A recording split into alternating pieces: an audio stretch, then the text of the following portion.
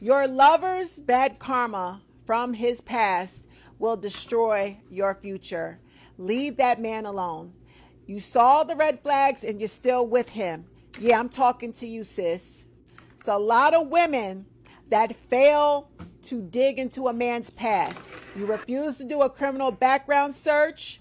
You refuse to ask investigative questions, how he was raised. You're not analyzing the behavior of his family, his mother, his father, and seeing the red flags that they display. You're not, you want to be in love so bad. You've allowed this man to love bomb you so much that you don't even want to do the work to vet him out to see if he's an abusive man. Do you understand that if a man has abused every woman that he's been with from his past, that he is carrying around bad karmic debt? He is in debt to God. See, he can sit up and say, God, will you please forgive me? He can beg for God's forgiveness, and yes, God will forgive. However, we reap what we sow. He still has to face consequences for putting his hands on a woman, disrespecting a woman, violating and cheating on a woman, giving a woman an STD, using a woman financially, harming her children, abandoning her. He's going to face severe spiritual consequences and his life will fall apart. Now, if you decide to stay with him, I guarantee you, your life will fall apart too. See, he's got to keep a lot of pick-me women around him.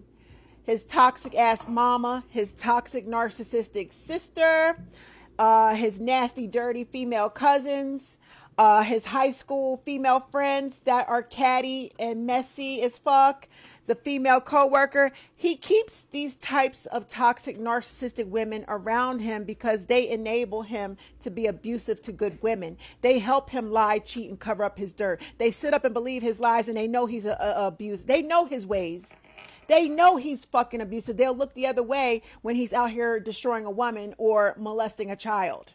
He keeps trash women around him at all times. The women in his family are trash. His baby mothers are fucking trash. His female friends, female coworkers, all trash.